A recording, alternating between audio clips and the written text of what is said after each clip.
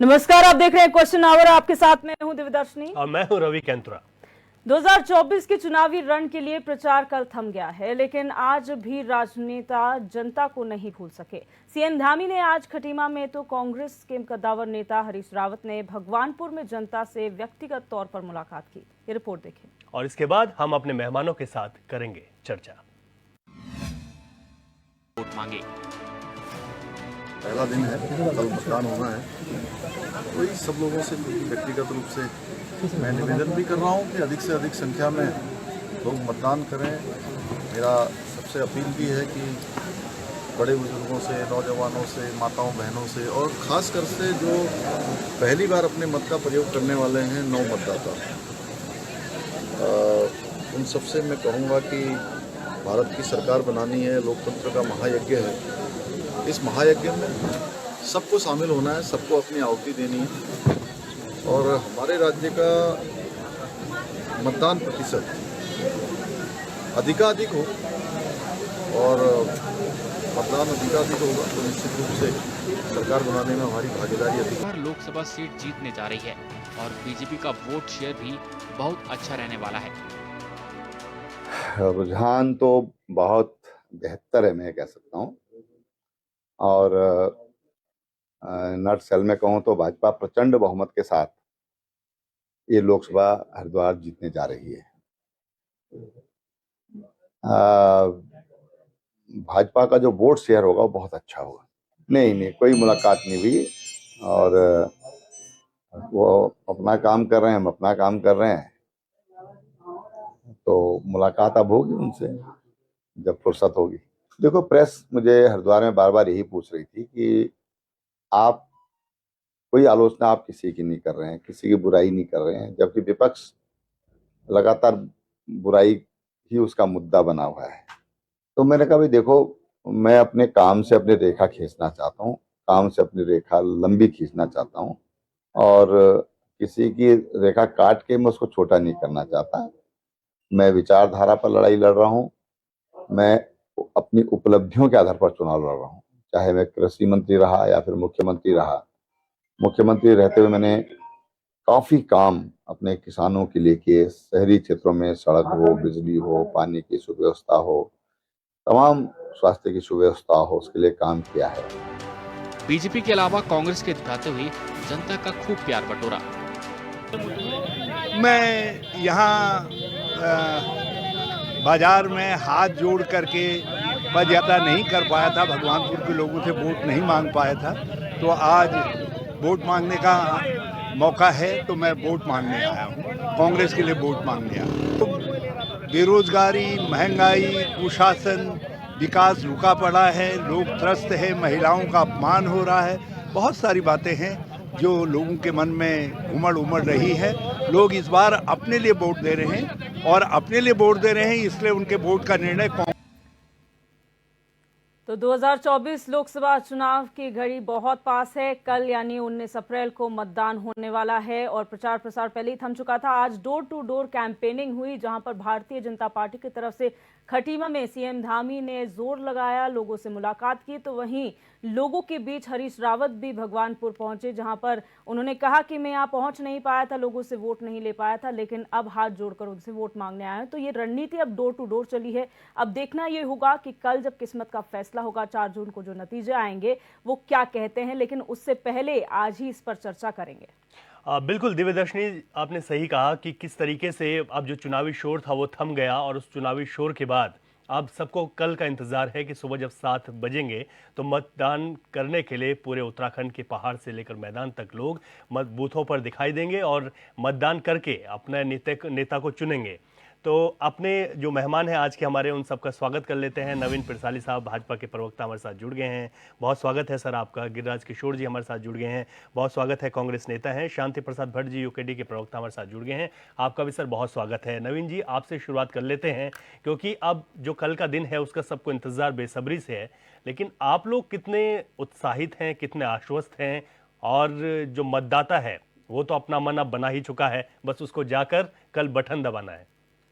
जी, आपने बहुत अच्छा कहा और कल वो घड़ी नज़दीक आ गई है जिसका हम सबको इंतज़ार था। पहले चरण का चुनाव मतदान होना है और कल सुबह से आरंभ हो जाएगा। तो हम सब ने अपनी अपनी पूरी तैयारी उसमें कर ली है। बूथों पर कैसे लोग बैठेंगे, कैसे हमारी रणनीति होगी, उसको तय कर लिया गया है। और जहाँ तक बात है कल मतदान की, तो आप देख सकते हैं कि पूरे उत्तराखंड में भारतीय जनता पार्टी की एक लहर है। मोदी जी के प्रति एक विश्वास है जनता का, और मोदी जी का भी उत्तराखंड की जनता पर बहुत भरोसा है, क्योंकि ये 2024 का जो ऐतिहासिक चुनाव होने जा रहा है उसमें उत्तराखंड की बहुत महत्वपूर्ण भूमिका है। वो सीटों के लिहाज से बहुत छोटा राज्य है, लेकिन फिर भी मोदी जी ने कहा है कि ये जो तीसरा दशक 21वीं सदी का चल रहा है, ये उत्तराखंड का दशक है। तो उसको देखते हुए उत्तराखंड की जनता उत्साहित है और उनको भरोसा है मोदी जी के नेतृत्व पर और विकसित भारत के उनके उस अभियान पर, उस मिशन पर। बिल्कुल। गिरिराज जी, अगर बात करें कांग्रेस की, तो यहाँ पर आप लोगों ने जब प्रचार प्रसार का वक्त था तो आप लोगों ने तमाम मुद्दे छुए। अब डोर टू डोर कैंपेनिंग किस तरीके से आप लोगों की रही और क्या उम्मीद कर रहे हैं, क्या अपील करेंगे जनता से कल के लिए? दिव्यदर्शनी जी, एक बहुत बड़ा ये अपने आप में एक निश्चित रूप से चुनाव जो होता है और पार्लियामेंट्री इलेक्शन जो है, इसमें बहुत सारी चीज़ें जनता दिखती है और हम लोग आश्वस्त भी हैं। उत्तराखंड की जो जनता है बड़ी गंभीरता से इस चुनाव को ले रही है। हमारे जितने भी लीडर्स हैं, पांचों हमारे प्रत्याशी जो हैं, पांचों मेंबर ऑफ पार्लियामेंट जो लड़ रहे हैं उत्तराखंड में, लगभग पांचों ने डोर टू डोर लोगों से मुलाकात की। हमारे हरीश रावत जी भगवानपुर में अभी थे और निश्चित रूप से जनता बड़ी गंभीरता से अध्ययन करके कल वोट के रूप में जो परिणति होगी, वो निश्चित रूप से कांग्रेस पार्टी आश्वस्त है कि एक कंपैरिजन जनता, हम लोग इस बीच में हम पॉकेट मीटिंग्स जितनी भी हम लोगों के प्रत्याशियों ने जो हमारे जितने भी प्रत्याशी हमारे जो इस समय हैं पार्टी से, वो सब जब जहाँ वो पॉकेट मीटिंग्स उनकी हुई, तो निश्चित रूप से उन्होंने अपना पक्ष रखा है कि कांग्रेस पार्टी की जो नीति है, कांग्रेस पार्टी जो चाहती है जनता के लिए, जो उत्तराखंड के परिप्रेक्ष्य में, जो पर्वतीय क्षेत्र में, सुदूर क्षेत्र में जो विकास चाहती है, वहाँ की हेल्थ, वहाँ का स्वास्थ्य जो मिशन हो वो ठीक हो, स्वास्थ्य सेवाएं ठीक हो, एजुकेशन सही हो, जो भी वहाँ के लिए प्लानिंग हो सकती है, चाहे सारी बातें उसमें रखी गई, चाहे इंडस्ट्रियल ग्रोथ हो, ठीक है, वहाँ पे हर्ब से रिलेटेड इंडस्ट्रीज लगे, विलेज टूरिज्म पे बात हो, हॉर्टिकल्चर पे बात हो, पारंपरिक खेती पे बात हो, फ्लोरिकल्चर पे, फिशरी पे बात हो, ये सारी बातें जनता के बीच में गई हैं। और जनता इस समय जो कंपैरिजन कर रही है और जो मन बनाया हुआ है जनता ने, हम लोगों के साथ इस समय हुजूम है।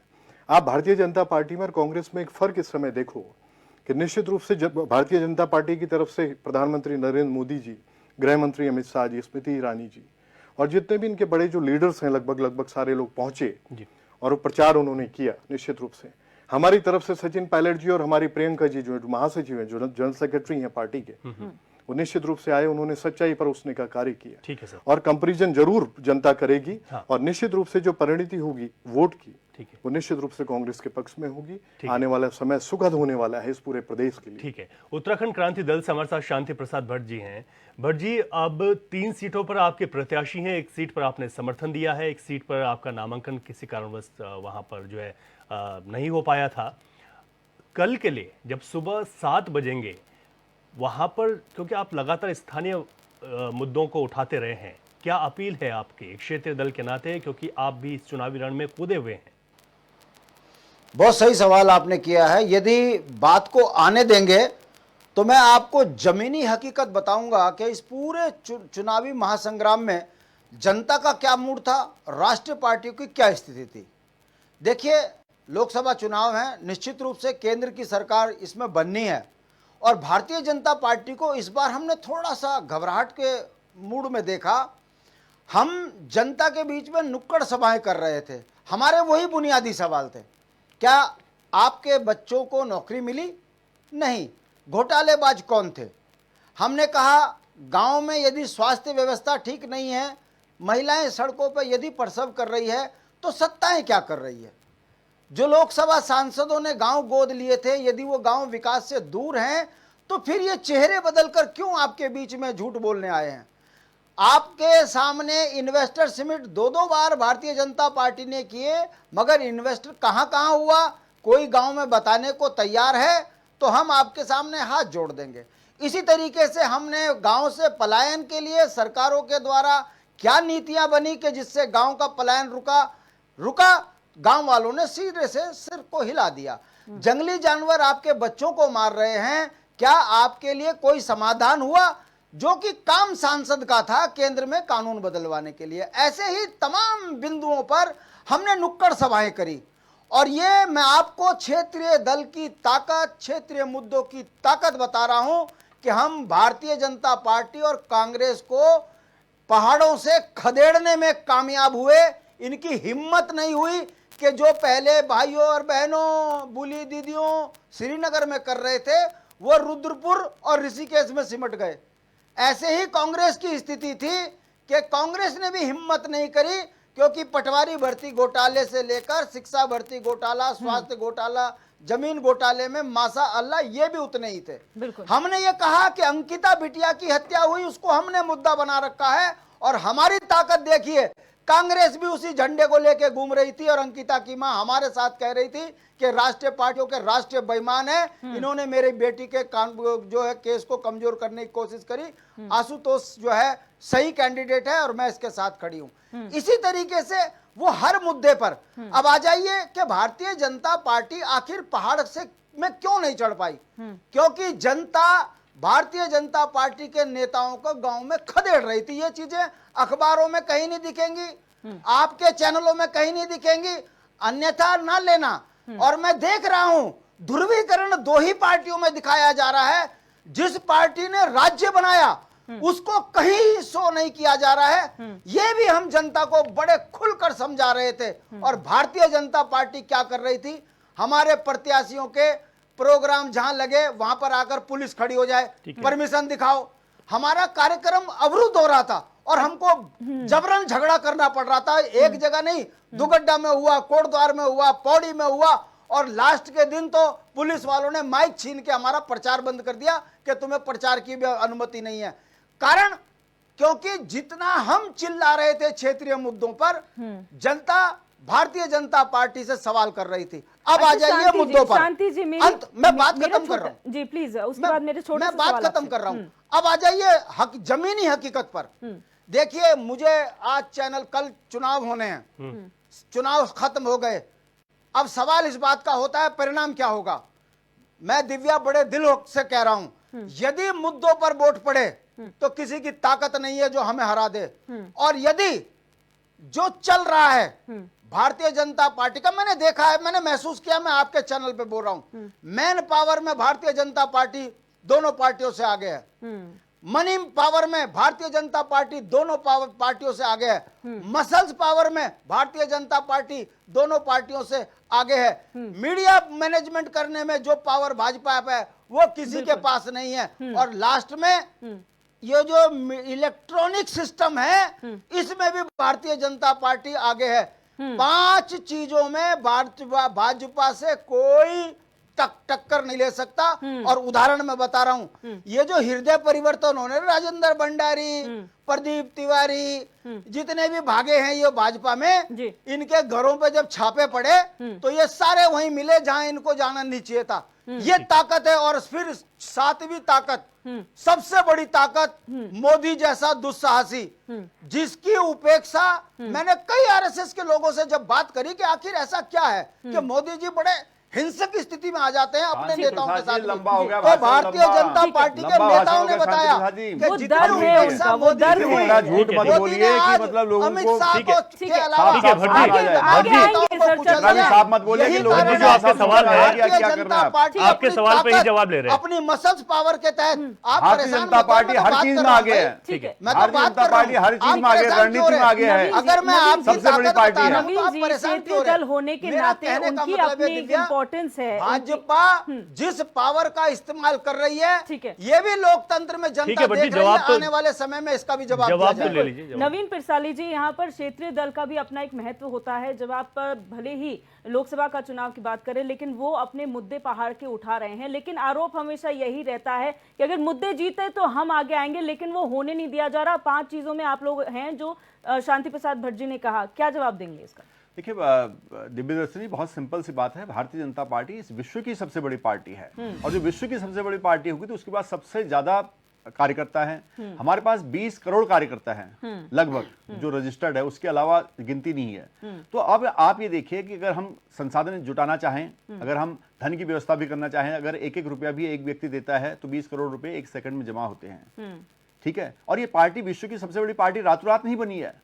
2 लोगों से शुरू हुई पार्टी, अपना जीवन खपाया लोगों ने उस सिद्धांत को आगे लाने के लिए, भारत के खोए हुए गौरव को आगे बढ़ाने की बात हुई, और वो बात हुई और आगे फिर एक ज्वाला बनी, और प्रचंड ज्वाला आज जो पूरे देश में फैली है और पूरा विश्व उसका सम्मान कर रहा है। तो उसको समझना होगा, उस रणनीति को समझना होगा, उस विषय को समझना होगा। उस विषय को समझे बिना भारतीय जनता पार्टी को जान नहीं सकता कोई भी। और जहां तक शांति, ये सवाल सिर्फ यूकेडी का नहीं है, ये आरोप सिर्फ आप पर यूकेडी नहीं लगाती है, ये तो अब हाल फिलहाल में इलेक्टोरल बॉन्ड के बाद कांग्रेस ने भी लगाया कि आपने सबसे पुरानी पार्टी का जो है चुनाव प्रचार के टाइम पे अकाउंट सीज कर दिया, क्या वजह रही उसके पीछे? तो कहीं ना कहीं आपके पास तो सारे संसाधन और विपक्ष के पास कुछ नहीं। दिव्यदर्शनी जी, कांग्रेस ने भ्रांति फैलाई, सहानुभूति जुटाने की कोशिश की। इनको 238 करोड़ के लगभग, मुझे एग्जैक्ट फिगर अभी याद नहीं है, इनकम टैक्स का नोटिस आया हुआ कि आपने हमारा पैसा देना है, हमारा टैक्स देना है। इनकम टैक्स एक एजेंसी है, एक विभाग है। उस विभाग ने कांग्रेस को भेजा कि आपने हमारा टैक्स चोरी किया हुआ है, आप इस टैक्स को भरें, और कांग्रेस से उसको नहीं भरा तो कांग्रेस के खातों में से उतना अमाउंट सीज कर दिया गया है। बाकी ये थोड़ा ना बोला कि आप निकाल नहीं सकते। क्या कांग्रेस के अकाउंट में 238 करोड़ ही है? कांग्रेस बोल दे यहाँ पर कि हमारे पास केवल 238 करोड़ था, वो भी इनकम टैक्स ने बोल दिया कि हमारा पैसा हमें दो, तो तब भी एक विषय होता है। इनके खातों में हजारों करोड़ रुपया पड़ा है, और केवल कहा गया कि जितना इनकम टैक्स का आपने देना, जितना चोरी किया है वो भरना पड़ेगा। उसमें क्या गलत बात है बताइए आप बात कर रहे हैं कि आपकी बस का नहीं है। आप सिद्धांत देखिए, चाहे यूकेडी की बात करो, कांग्रेस की बात करो, आज इनका ह्रास कैसे हुआ, आज इनका पतन कैसे हो गया, उसकी जड़ में नहीं जा रहे। पार्टी बनती विचार से, पार्टी बनती लोगों से, पार्टी बनती कार्यकर्ताओं से। आज कार्यकर्ता ही नहीं इनके पास, जब कोई विचार ही नहीं बचा, चाहे यूकेडी हो चाहे कांग्रेस हो। मैं साफ कहता हूं कि आपके पास कोई विचार नहीं है। अगर विचार होता तो जनता आप पर विचार करती, आपका विचार ही नहीं है, इसलिए जनता आप पर विचार नहीं कर रही।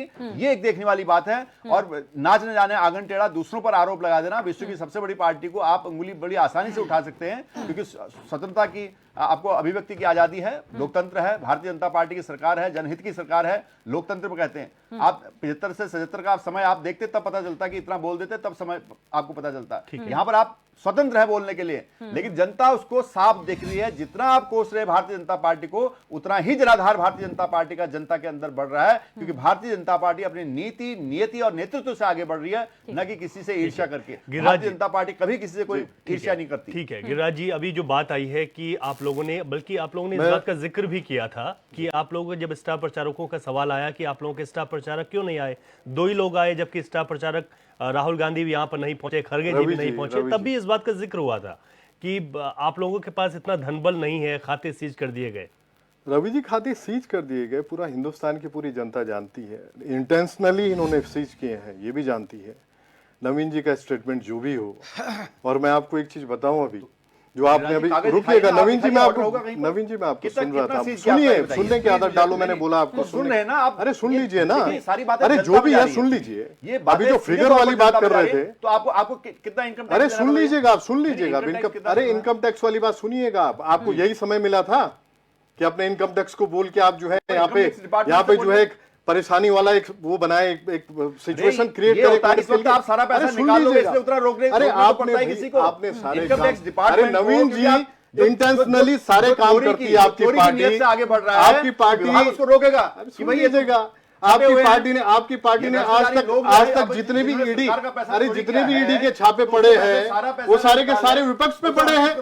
सीबीआई ने जो अगर एक्शन लिया है विपक्ष पे लिया है, अब इस बात को क्यों नहीं मानते हैं? अब सुनिएगा, देखिए सुनिए, जहां तक स्टार प्रचारक का सवाल है, सुन लीजिए, मैंने कुछ बोला ही नहीं अभी। जहां तक स्टार प्रचारकों का सवाल है, आपने बोला कि वहां से पूरी फौज आई, सारी इनकी लीडरशिप आई, प्रधानमंत्री आए, गृह मंत्री आए, स्मृति ईरानी जी, सारे जितने भी लीडर्स थी इनके, जो टॉप लीडर्स थे, वो सारे लोग आए, 2 बार आए। निश्चित रूप से हमारी तरफ से 2 लोग आए, लेकिन दोनों ने सच्चाई परोसने का कार्य किया।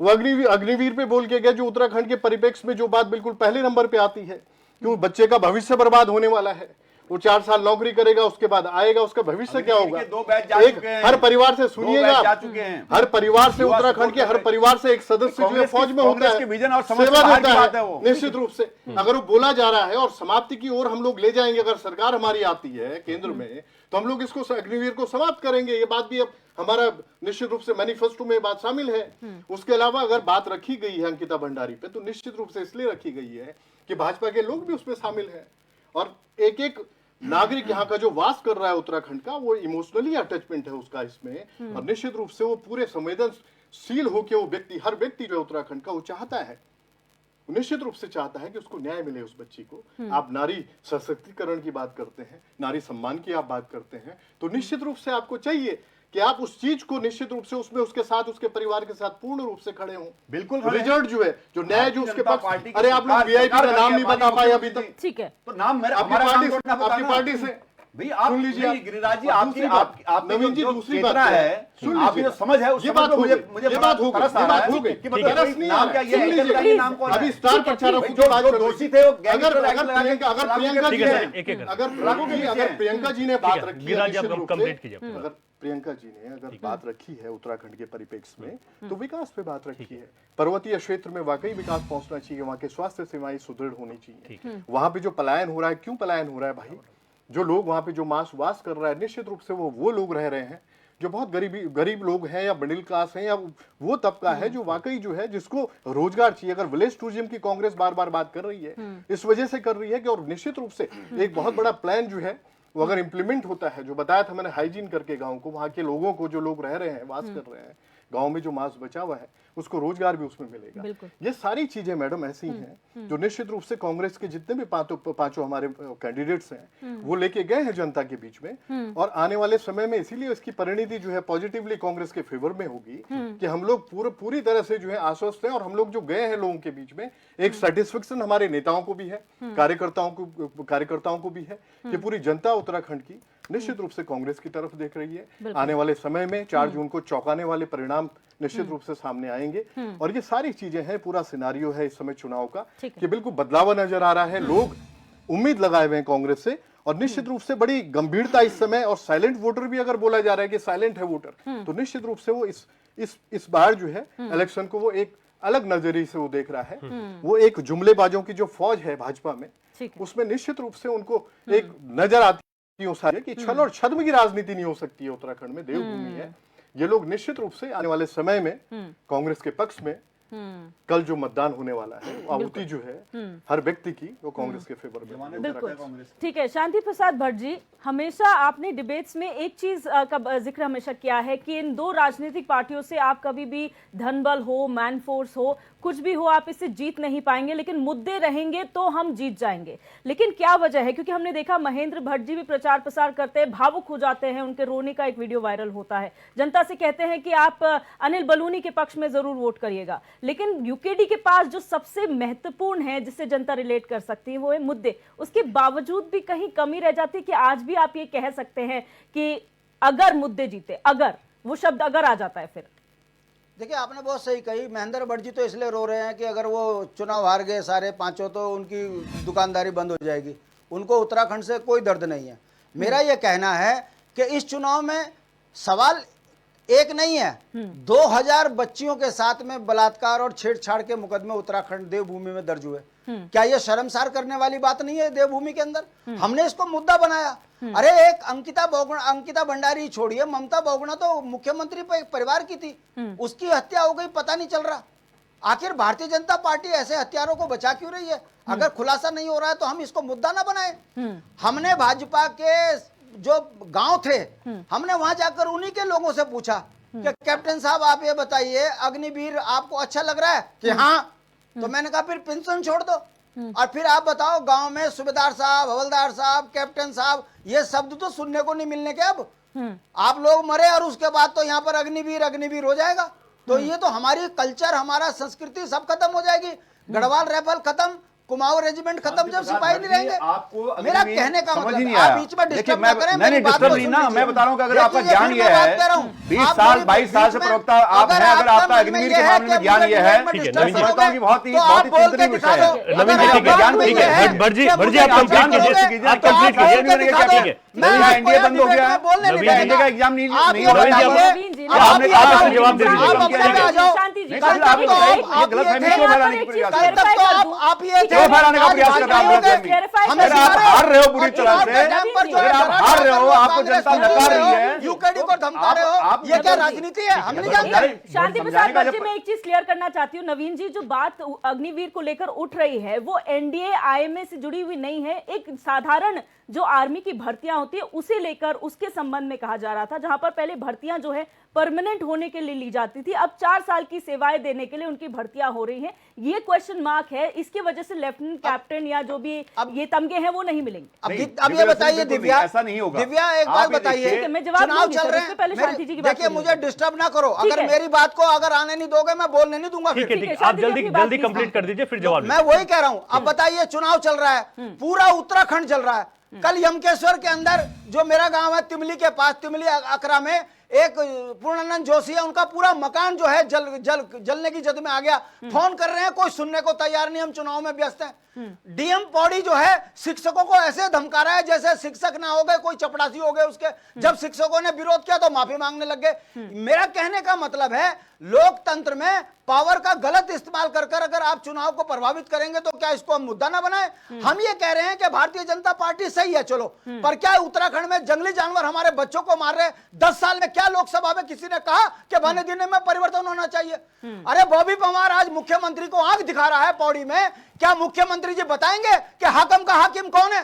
खनन माफिया बाहर के हैं, शराब माफिया बाहर के हैं, संसाधन हमारे बिक गए, भू कानून खत्म कर दिया, मूल निवास खत्म कर दिया। हम इन मुद्दों पे चुनाव लड़ रहे, हमारे प्रत्याशी को रोका जा रहा है प्रचार से। तो क्या आप अपने मसल पावर का इस्तेमाल नहीं कर रहे? आप जिस तरीके से अपनी सत्ता का दुरुपयोग कर रहे हो, इसको हम आपकी जनता के बीच में लाके रख रहे हैं। अरे भाई, अगर आप ताकतवर हो तो अंकिता हत्याकांड में अपराधी को क्यों चुप बचा रहे हो? ठीक है, अब क्यों जवाब ले आपकी लेते हैं। विधायक बाहर है? क्यों जवाब आपका ले लेते हैं। विनोद आर्य बाहर है? क्या हम बोलेंगे नहीं? ठीक है, अरे जवाब आप लेने से बताएं कि पहले ममता नवीन बहुगुणा की कृषाली- हत्या का हत्यारा अभी तक क्यों नहीं नवीन पकड़ा गया? कृषाली जी ना से बोले जवाब हम लेने इसको। से पहले मैं महिलाएं हमारे सड़कों साथ पे प्रसव कर रही हमारे है, साथ भट्ट क्यों जी- नहीं हॉस्पिटलों में डॉक्टर भट्ट जी, हैं? ठीक है, क्यों कंप्लीट हो मरीज गया। को बेचा हो रही कंप्लीट हो है? गया। ना बोले हम। ठीक है, और अगर आप मैं फिर कह रहा हूँ दिव्या, रिपीट मत नहीं, आप कीजिए। बोलिए। भाजपा वाले बोल के दिखा दें, चलो। अगर यही राजनीति है कि तुम डिस्टर्ब करोगे, पहाड़ की आवाज को दबाओगे, उत्तराखंड क्रांति कहीं की आवाज नहीं है, पहाड़ की आवाज तो मैं फिर आपको बोलने ठीक दूंगा। है, ठीक है, शांति जी, आप ठीक है, जानते ठीक हैं है। ये डिबेट है, सबको अपने ठीक है। बारे भाई, पे बोलने मैं का नहीं मौका बोला मिले। हूँ इनके बीच में, ये कैसे अधिवेश बीच जी, में डिस्टर्ब कर रहे हैं? हमारे साथ पहाड़ की आवाज को दबाओ। हमारे साथ अगर अशोक हम गुलाटी चुनाव जी, प्रचार करते हैं तो अशोक आप गुलाटी एकदम जी, से हमको रोकते हो। अशोक गुलाटी जी वरिष्ठ पत्रकार हैं। प्रसाद जी, तथ्यों को सही तरीके से आप रखे जनता के सामने। आपको खुद ज्ञान नहीं है, आप उन बातों को रख रहे हैं।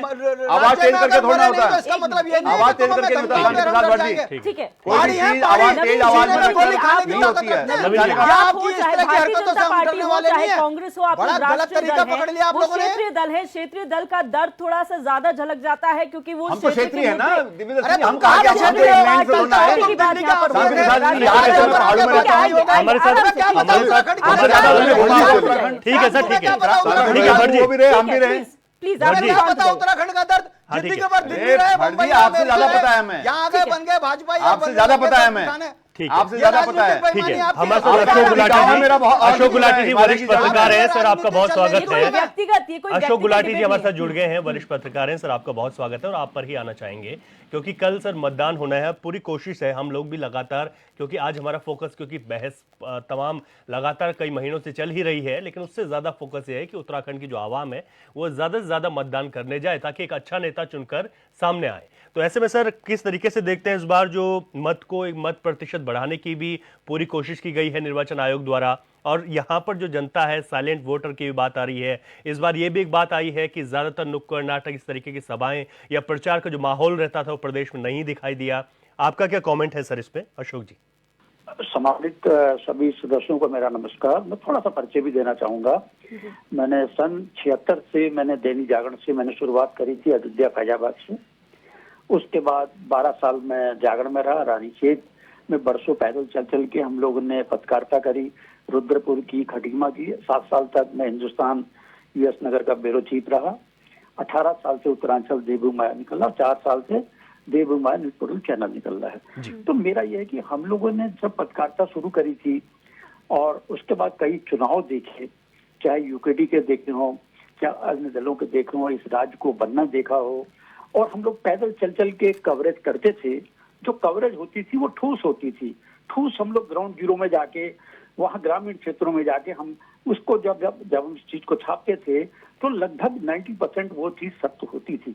आज हम बैठकर हम जो बहस करते हैं, एक्चुअली हम मुद्दे से भटक गए हैं। आज हमारा जो हाईटेक जितना होता जा रहा है, इतना मुद्दे से भटक गए हैं। मैं 2-3 चीजें इस मामले में कहना चाहता हूँ।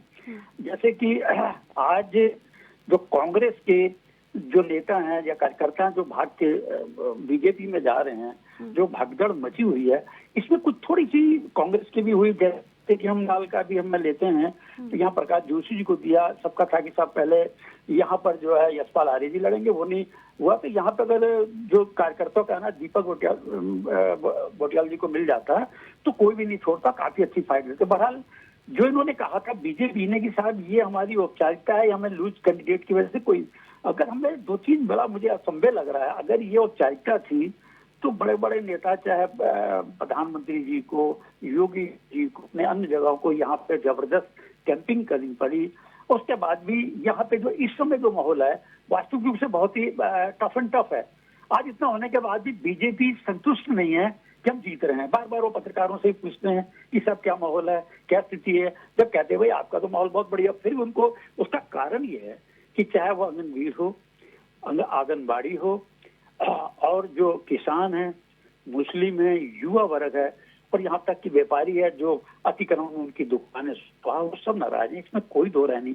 केवल कैंडिडेट को हमने देखा, पहली बार हमने अपनी 35-40 साल की पत्रकारिता में कि कैंडिडेट की कोई वैल्यू नहीं है। केवल मोदी के नाम पे जो है यहाँ जो होर्डिंग में लगाया, बड़ा अच्छा जो होता है होर्डिंग में लगाया, मोदी की फोटो प्रमुखता से लगाई गई है कि लोग मोदी को ही फोकस कर रहे हैं। पार्टी भी कह रही है कि साहब मोदी को आपने जो है मजबूत करना है, प्रधानमंत्री बनाना है, इसी बार 400 पार करना है। मगर कैंडिडेट का अगर आप व्यक्तिगत कैंडिडेट पे जाएंगे तो निसंदेह इनको आधे वोट भी नहीं मिलेंगे कैंडिडेट के नाम से। मोदी जो है मेन मोदी जी के ऊपर ही फेक्ट होके रखा जा रहा है। दूसरा जो सबसे बड़ी बात देखी है, हम अक्सर भी देखते थे, हालांकि मुझे ये कहना नहीं चाहिए, मैं फिर भी इस उत्तराखंड के भविष्य के लिए बारे कहूंगा। आज हमारी यूकेडी क्षेत्रीय पार्टी अगर मजबूत होती, मैं दोनों पार्टियों की कभी असंभव ना, कई कारण रहा, हम पूरन डंगवाल जी के साथ रहे, आप भी त्रिपाठी के साथ दूर दूर हम गए, हमने उनके साथ कवरेज भी करी। आपस में उनके विवादित के कारण हमें भी दुख होता है कि जिन्होंने हमने संघर्ष किया, उन्होंने संघर्ष किया, आज वो इस रेस से दूर हो गए हैं। जैसे बीएसपी दूर हो गई, उन्होंने जैसे जिले बनाए, उनको कोई फायदा नहीं हुआ। अब प्रश्न आता है कि जो मतदाता खामोश हैं, खामोश क्या है, जो कार्यकर्ता की जो भीड़ देख रहे हैं हम, चाहे वो बीजेपी हो या कांग्रेस हो, कार्यकर्ताओं की भीड़ तो मान रहे हैं, मगर जनता की खामोशी कहीं ना कहीं चुभन है। 2 चीजें हैं, मैं आपको बड़ी महत्वपूर्ण बात बताना चाहूंगा। जिससे पूछे वो कह रहे यार ऐसा है, मोदी, हम मोदी को देख रहे हैं, कैंडिडेट नहीं देख रहे। तो दूसरा वर्ग है वो अभी भी अचंभे में है। कल क्या करिश्मा हो जाए, क्या उलट हो जाए, क्या सही हो जाए। बड़े से बड़े जोशी, हालांकि जोशियों की अब हम बात करें, बड़े बड़े जो पंडित हैं, बड़े बड़े जोशी हैं, विश्व लेवल के भी वो क्या बीजेपी को हराने में लगे हैं। एक आध अगर हम छोड़ दें, सभी कह रहे हैं साहब मोदी नहीं आएगा, कोई 150 कह रहा है, कोई कह रहा है 220 से नहीं पहुंचे। खैर वो एक अलग मुद्दा है, उनका अपना, उसमें नहीं जाएंगे। जो सबसे अहम बात है इस समय, जो 3 में जो फाइट देखने में आ रही है, जो गढ़वाल में जो आ रही है, जो नैनीताल में है, यहाँ भी जो अभी इधर एक जब से प्रियंका जी आई हैं तब से इधर थोड़ा माहौल जो अच्छा हुआ है। और कुल मिलाकर जो इनकी खामोशी है जो मतदाताओं की, अगर 50% से, मैं फिर ये चीज को मैं अपना अनुभव में बता रहा हूं, मैं अगर 50-60% से ऊपर अगर पोलिंग होती है तो बीजेपी को निस्संदेह लाभ होगा। अगर 50% से नीचे, क्योंकि इस समय कटाई भी चल रही है, अगर 50% से नीचे अगर पोलिंग होती है तो निस्संदेह बीजेपी को इसमें नुकसान होने की पूरी उम्मीद है। ये मेरा व्यक्तिगत राय है। अगर 70%, 75%, 70 से 65 से ऊपर अगर पोलिंग होती है तो ये बीजेपी के उसमें जाने की पूरी उम्मीद है। और जो बाकी जो है, जो इस पूरे चुनाव में ये देखा गया कि कैंडिडेट केवल एक दूसरे पे ही लक्षण लगाते रहे। कांग्रेस ने हालांकि कुछ मुद्दे अच्छे उठाए, चाहे वो आपका अग्निवीर का हो या जो अभी जो मुद्दे थे जैसे प्रियंका ने उठाए, उनके आने से जो मेन मुद्दे उठाए, अब एक ने दूसरे पर आलोचक नहीं रहे। ये बड़ा जनता अचंभे में है कि आखिर विकास की बात कोई नहीं कर रहा, महंगाई की कोई बात नहीं कर रहा। ये कल 5 बजे के बाद जो बड़े नेता हैं कल सब राम राम हो जाएंगे। 4 तारीख के बाद ये जो जीता नमस्ते हो जाएगा। ये कल 5 बजे तक है। जो नेता जो आज जो भी कह लेगा, कल 5 बजे के बाद आप देखिएगा जो भी चपटा रहा है। मैंने आपसे आलोचना की, आपने मेरे की, परसों नरसों बैठ के सब एक जगह खाना खाएंगे, गपोड़ी मारेंगे, हंसी मचाएंगे। ये हमने अक्सर देखा है। ये मेरा अपना व्यक्तिगत विचार है। अशोक जी, सर आपसे सवाल ये है, आपने अपने एक्सपीरियंस शेयर किए हैं, लेकिन इस बार के चुनाव में हमने देखा यहाँ पर जुबानी जंग ज्यादा देखने को मिली है। नुक्कड़ नाटक, होर्डिंग्स वगैरह जो पहले देखने को मिलते थे वो नहीं हुआ है। और दूसरी बात, जब मुद्दों की बात आती है, आप वोटर्स की अगर मानसिकता की बात करें तो क्या शिफ्ट देखा है? क्योंकि बीजेपी इसी बात पे कॉन्फिडेंट है कि जो मोदी जी ने किया है उस पर जो है वोट दिए जाएंगे। वहीं अगर विपक्ष की बात की, जो असल मुद्दे हैं उस पे वोट दिए जाएंगे। लेकिन मानसिकता कहां बदल रही है वोटर्स की? देखिए, यही तो दुर्भाग्य है। मैंने आपसे कहा 2-3 दशक पहले हम लोगों ने जो रिपोर्टिंग करते थे बड़ा अच्छा लगता था और बिल्कुल पॉइंट टू पॉइंट बात। अब तो केवल ऐसा हो गया कि एक दूसरे के जैसे हम लोग एक कुश्ती लड़ रहे हो, एक दूसरे को हराने के लिए जैसे लड़ाई कर रहे हो। हम एक दूसरे को अब देख रहे हैं खाना कौन सा खा रहे हैं। अब एक वीडियो जारी हुआ कि साहब वो एक पार्टी में थे, साहब वो एक व्यक्ति को शराब का गिलास हाथ में था, किसने पकड़ा, कैसे वो फिल्म जोड़ दी, साहब वो कर दिया। साहब ये अब कैसा हो रहा है? मतलब एक दूसरे को, जिसका वार्ड मेंबर का चुनाव होता है, वार्ड में कि जैसे छोटी छोटी मुद्दों को लेके, आज से 50 साल पहले क्या था, क्या इनके दादा परदादा कैसे थे, आज वही हिसाब हो गया। मुझे लग रहा है इतना बड़ा लोकसभा का चुनाव ना होगा, ये गली मोहल्ले का सभासद का चुनाव, ग्राम प्रधान का चुनाव, ये जो है इस तरह के चुनाव हो रहे हैं। ये बड़ा दुर्भाग्यपूर्ण है। जो हमारी नई पीढ़ी है वो क्या सोच रही है? नई पीढ़ी को तो कुछ समझ ही नहीं आ रहा कि आखिर मुद्दे क्या हैं। केवल आपने जो है केवल अगर मान लीजिए हमने आपके फेवर में अगर जरा सी बात लिख दी, दूसरा क्या क्यों खाई दी उल्ले, हाँ कांग्रेस ने खाई थी डबल मिल गई थी।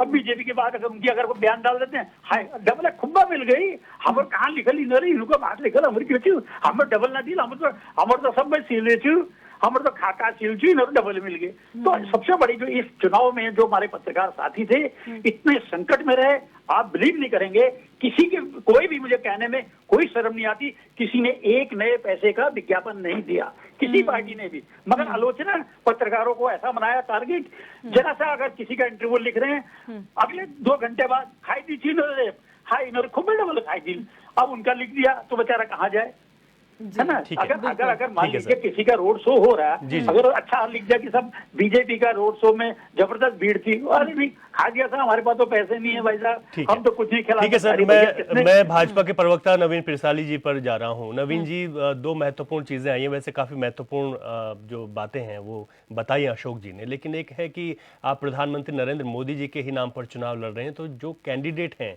उनकी वैल्यू नहीं है आपकी पार्टी में। जी, मैं सबसे पहले अशोक जी को प्रणाम करना चाहूँगा। काफ़ी प्रबुद्ध पत्रकार हैं और बड़ी अच्छी तरह से उन्होंने बातें भी कही और उनका जो एक भाव था वो भी उसमें झलका, और स्थानीय भाषा में उन्होंने जो बातें कही और वो बात सही भी है कि एक दूसरे को लगता है कि शायद वहाँ से पैसे मिल रहे, उसको लगेगा वहाँ से पैसे, लेकिन मिलता कहीं कुछ नहीं है और सब लोग अपने अपने कार्य कर रहे होते हैं। मेरी बात ये है कि देखिए, अब जो ये कहा जा रहा है कि मोदी जी के नाम पर आप वोट मांग रहे हैं, भारतीय जनता पार्टी, मोदी जी नेतृत्व है भारतीय जनता पार्टी। मोदी एक नाम नहीं बल्कि क्रांति है, भारतीय जनता पार्टी का शीर्ष नेतृत्व है। तो शीर्ष नेतृत्व पर अगर आप वोट नहीं मांगेंगे तो आप कैसे मांगेंगे? क्या कांग्रेस मांग सकती है राहुल गांधी पर, उनके अपने शीर्ष नेतृत्व पर? तो शीर्ष नेतृत्व दमदार होना चाहिए। ये इस देश की जनता देख रही है, भारतीय जनता पार्टी का नेतृत्व है माननीय प्रधानमंत्री मोदी जी। उसके बाद पार्टी की विचारधारा, पार्टी की नीति, भारतीय जनता पार्टी की नीति, राष्ट्रवाद, एकात्मवाद, इन नीतियों को लेकर जो आगे चल रही है, विकसित भारत के सपने को, भारत विश्व गुरु भारत को जो बनाना चाहती है, उसको देश की जनता आज चाहती है। आज भारत कितना टैलेंटेड है, भारत में जो आईटी की क्रांति है, आज आप देख रहे हैं कि दुनिया के तमाम जो मल्टीनेशनल कंपनीज हैं उनके जो सीईओ, चीफ एग्जीक्यूटिव ऑफिसर्स हैं, सारे भारतीय हैं और भारतीय उनको चला रहे हैं। अमेरिका अगर आज बड़ी कंपनियां चल रही है तो इंडियंस के दम पर चल रही है, क्योंकि वो जो बौद्धिक क्षमता है भारत में मैनेजमेंट की, वो काफी आगे है, वो चाइना से भी आगे है, इसलिए हमारे लोग रखे जा रहे हैं। अब ऐसे में हम अगर एक बड़ा विजन लेके चल रहे हैं कि भाई भारत विकसित होना चाहिए, भारत विश्व गुरु होना चाहिए। आज जिस प्रकार से मोदी जी की स्वीकृति, मतलब उनको स्वीकारा गया है विश्व पटल पर, आज देश जिस हिसाब से उनको देख रहे हैं, तो उसमें एक दम है। उस दम को आज भारतवासी नहीं बल्कि दुनिया देख रही है। जब भी आप बाहर जाते हैं, कभी अपने देश की सीमाओं को बाहर लांग कर जब बाहर जाने का मौका मिलता है, तो उसमें आपके देश की स्थिति क्या है उस पर आपका फर्क पड़ता है। हमें भी बाहर कई देशों में जाने का मौका मिला, तो उस वक्त के नेतृत्व के हिसाब से आपके एक हिसाब से पूछ कहते हैं उसको, कि आपको लोग पूछते हैं। अगर आप किसी गरीब कंट्री से हैं, किसी ऐसी कंट्री से जहां जिस कंट्री में कोई दम नहीं है, उसकी इकोनॉमी कम है, तो उसको 3-4 बार चेकिंग हो जाती है इंटरनेशनल एयरपोर्ट्स पर। अगर आप यूरोप में जाएंगे तो आपको बहुत सारी चेकिंग हो जाएगी। लेकिन आज भारत की जो स्थिति मोदी जी ने बनाई है, जो गौरव बढ़ाया है, उससे बहुत फर्क पड़ा है। इंटरनेशनल पासपोर्ट में भी बहुत सारी चीजों में। तो मैं कह सकता हूं कि मोदी जी नेतृत्व हैं, और किसी भी पार्टी और नेतृत्व अगर वोट मांगती है तो ये लगता है कि ये पार्टी एक है, पार्टी में एक विचार है। अच्छा, दो चीजें यहाँ पर हैं। आपने कहा पार्टी का नेतृत्व है, लेकिन कैंडिडेट्स ऐसी तो, कोई भी व्यक्ति इंडिविजुअल से नेता ऐसी तो बनता है जब इंडिविजुअली उसका प्रचार प्रसार हो, उसका काम जनता के सामने आए। अगर एक ही नेता आगे बढ़ेंगे जिस क्षेत्र में आप जा रहे हैं, क्योंकि प्राइम मिनिस्टर का नेशनल लेवल पे चुनाव है, लेकिन जिन क्षेत्रों में आप जा रहे हैं वहां के सांसद रिप्रेजेंट करेंगे, तो क्या आपको नहीं लगता कि वहां पर उन सांसदों को ज्यादा तवज्जो दी जानी चाहिए, उनके कामों को ज्यादा आगे रखना चाहिए?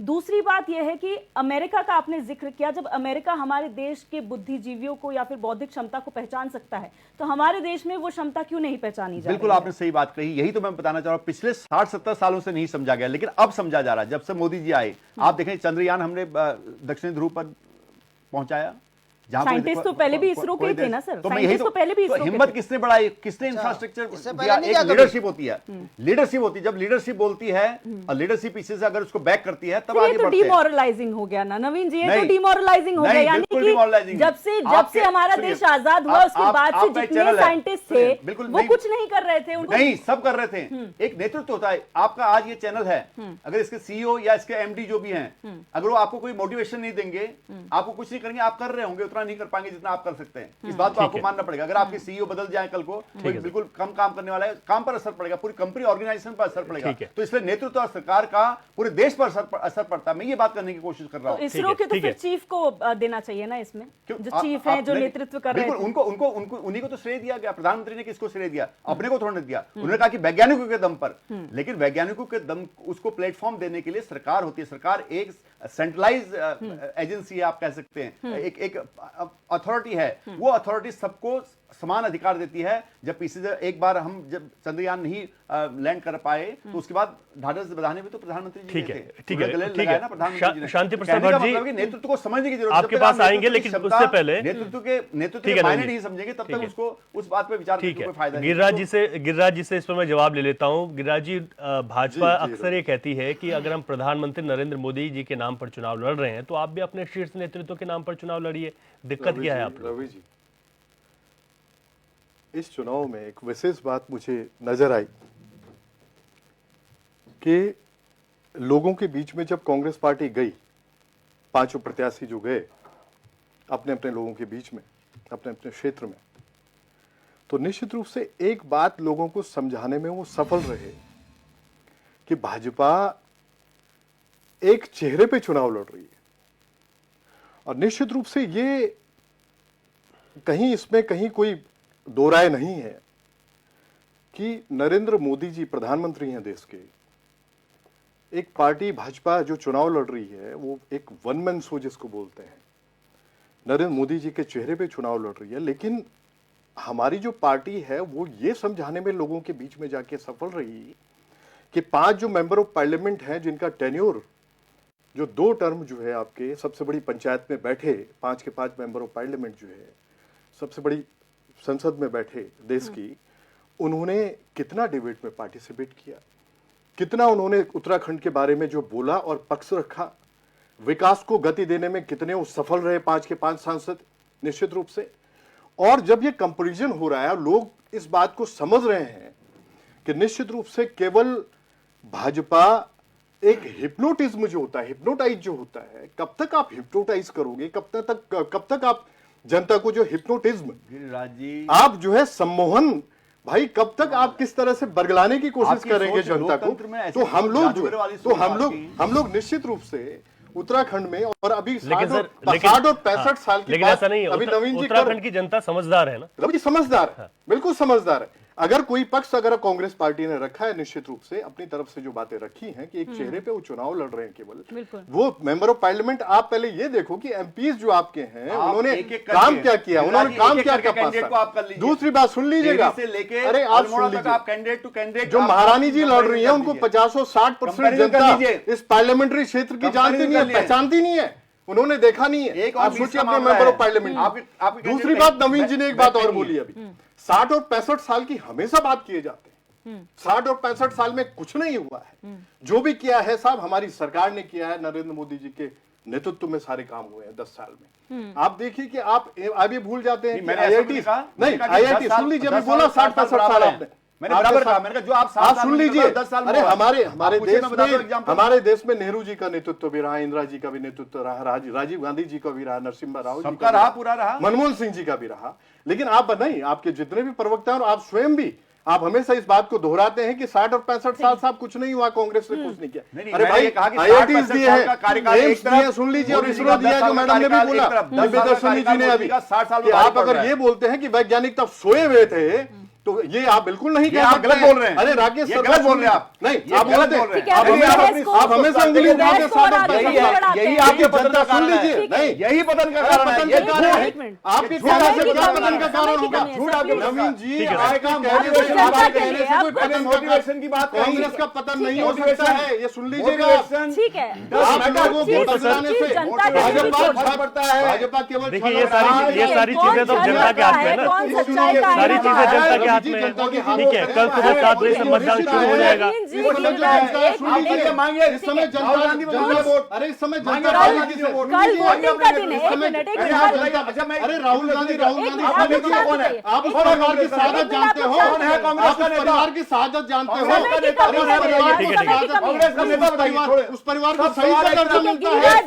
गिरिराज जी की और राजेश जी की जब बात करते हैं, सुन लीजिए, आप लोगों ने हमारा अपमान किया, उस पार्टी के नेतृत्व का अपना अपमान किया है। आप की राजनीति करते हैं, नहीं चलेगा सर, स्थिति देखिए नवीन जी, अपनी पार्टी की स्थिति देखिए, सुन लीजिए, आपकी पार्टी सुन लीजिए, आपकी पार्टी लोगों के बीच में कोई फायदा नहीं होगा, लोगों के बीच में ये जाहिर हो जाता है कि जनता के लिए छोड़ दीजिए ना, केवल इनका काम है। नेता तो देखिए नवीन जी नेता तो कल चुनेंगे ना, जनता को निश्चित रूप से नेतृत्व को आप लोग छोड़ दीजिए, कल वोटिंग का दिन है, उनको डिसाइड कर लेने दीजिए। आप जनता के बीच में भी डर पैदा करना चाहती है आपकी पार्टी, सुन लीजिए, रुक जाइए, अब आप दोनों के लिए प्लीज, बीजेपी कांग्रेस की डिबेट नहीं होगी, बीजेपी कांग्रेस की डिबेट करने वाली नहीं है। आज कांग्रेस के पक्ष को देख रही है जनता, कंपैरिजन कर रही है। ठीक है सर, सर आगे बढ़ना पड़ेगा ना। 80,000 लोगों को सुन लीजिए, आप 80,000 लोगों को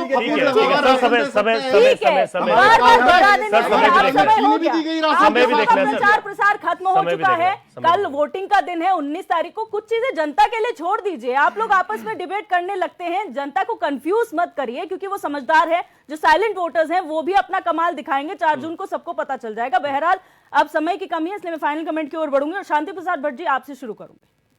देखिए दिव्या, इस बात को समझने की जरूरत है, हम संघीय ढांचे में रहते हैं, लोकसभा के चुनाव है, संसद में तय होना है मुख्यमंत्री प्रधानमंत्री कौन बनेगा। मगर दुख की बात है, एक व्यक्ति के ऊपर पूरा देश का, मैं पूछना चाहता हूं, कल वाराणसी से वो हार रहे हैं चुनाव, और उसके बाद क्या भारतीय जनता पार्टी में सब इस्तीफा दे देंगे कि हमें सरकार नहीं बनानी? कैसी बातें करते हैं? यही लोकतंत्र के ऊपर बहुत बड़ा हमला है। हमारा ये कहना है कि भारतीय जनता पार्टी यदि वाकई ईमानदार पार्टी है तो मुद्दों पे चुनाव लड़ती, मुद्दों के बगैर यदि मसल्स पावर का, मीडिया पावर का, मनी पावर का, मैन पावर का गलत इस्तेमाल करोगे और चुनाव जीतने का ख्वाब देख रहे हो, तो निश्चित रूप से चुनाव आयोग पर भी सवाल खड़े होते हैं। निर्दलीय 1 लाख रुपए नहीं खर्च कर पा रहा और चुनाव आयोग कह रहा 95 लाख खर्च करो। निर्दलीय 1 लाख रुपए का हिसाब बेचारा कहां से देगा? वो बेचारा चुनाव में नहीं जा पा रहा, उसका तुम प्रचार रद्द कर दे रहे हो। और भाजपा वाले 10-10 करोड़ 20-20 करोड़ की रैली कर रहे, उस पर चुनाव आयोग कुछ नहीं। तो कहने का मतलब है ये भी एक बहुत बड़ी कमी है, चुनाव आयोग इसका भी संज्ञान लेगा। बहरहाल इतना जरूर है कि कल उत्तराखंड की जनता का भविष्य का फैसला होना है। 5 साल में 1825 दिन होते हैं। अगर 5 दिन के मजे में 1820 दिन को गुलामी करोगे तो अभी तो बच्चों की भी बेरोजगारी देख रहे हो, घर में उदासी है, कहीं ऐसा ना हो कि अस्तित्व खतरे में आ जाए। मैं अपील करता हूं जनता से कि ईमानदारी से सही जगह पर वोट करें। ठीक है, अशोक गुलाटी जी से भी फाइनल कमेंट ले लेते हैं। अशोक सर, आप क्योंकि अब बहुत कम कुछ ही हम कह सकते हैं कि कुछ घंटों का ही इंतजार है, जिसके बाद अब सुबह हम 7 बजे से पहले ही देखेंगे कि तमाम लोग जो है बूथों पर पहुंच जाएंगे।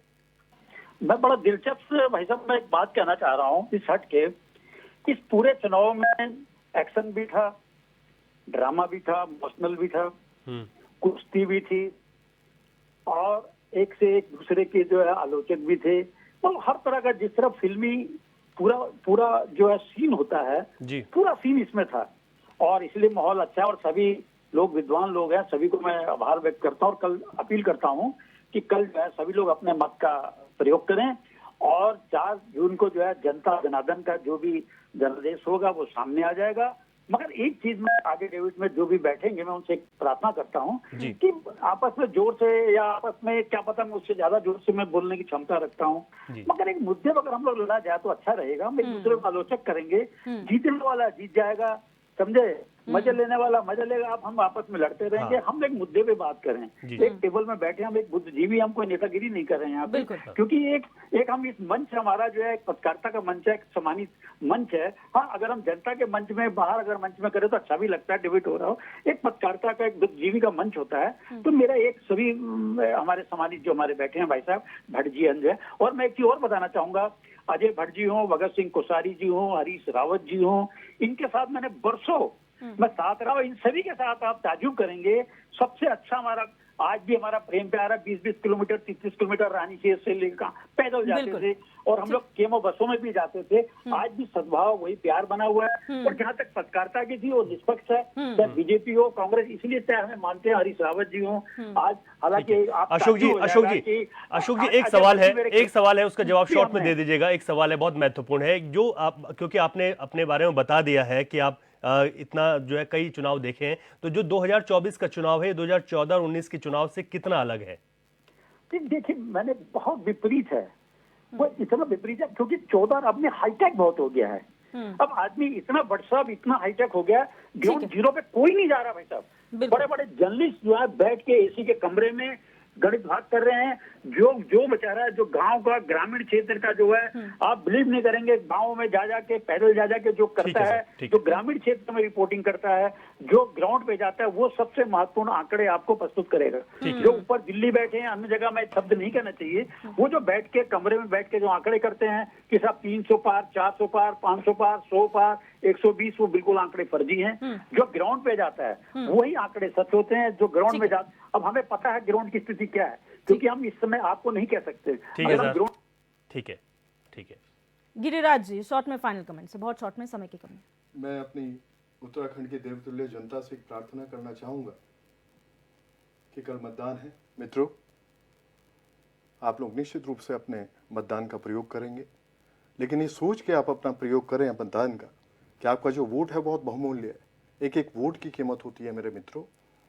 आप लोग जो वोट करें, एक मेंबर ऑफ पार्लियामेंट ऐसा अपना चुन के भेजें जो आपका पार्लियामेंट में सबसे बड़ी पंचायत में जाके बैठे, वहाँ आप डिबेट में पार्टिसिपेट करें और आप लोगों के जितने भी मूलभूत जो अपने मुद्दे हैं पर्वतीय क्षेत्र से रिलेटेड उनको रखें और उसका निश्चित रूप से उसका निदान, उसका समाधान निकलवाने में अपना पूरा योगदान। नवीन जी शॉर्ट कमेंट। जी, मैं ये कहना चाह रहा हूं कि भारतीय जनता पार्टी सबसे बड़ा मुद्दा, विकसित भारत का मुद्दा लेकर चुनावी मैदान में है और भारतीय जनता पार्टी के शीर्ष नेतृत्व हैं माननीय मोदी जी, बाकी विपक्ष का कौन। इसके साथ ही मैं देवतुल्य जनता से आग्रह करना चाहूंगा कि देश किसके हाथों में सुरक्षित है, ये आपको विचार करना होगा। उसके हिसाब से अपने विवेक से आप मतदान का प्रयोग करेंगे और मतदान पहले भी आपने किया है और अभी भी करेंगे। मैं प्रार्थना ही देवतुल्य जनता से कर सकता हूं। बहुत बहुत धन्यवाद। बिल्कुल, आप सभी मेहमानों का इस चर्चा में जुड़ने के लिए बहुत बहुत शुक्रिया। और रवि जी, जिस तरीके से पूरा सिनेरियो अभी बना और अब डोर टू डोर कैंपेनिंग भी खत्म हो चुकी है, कल आखिरी दिन है, फाइनल डे है 19 अप्रैल जब वोटिंग करने जाएंगे, तो कहीं ना कहीं उत्साह सभी में है और हम भी HNN की तरफ से यही अपील सबसे करेंगे कि चाहे फर्स्ट टाइम वोटर्स हो या सीनियर सिटीजन हो, आम जनता सब अपने मत का प्रयोग निश्चित तौर पर हमारी ये उम्मीद है कि सुबह 7 बजे लंबी लंबी लाइनें जो है बूथों पर रहेंगी, क्योंकि जितना ही मतदान जितना अधिक प्रतिशत होगा ये कहते हैं कि वो एक बहुत शुभ भी होता है आने वाले अपने फ्यूचर के लिए।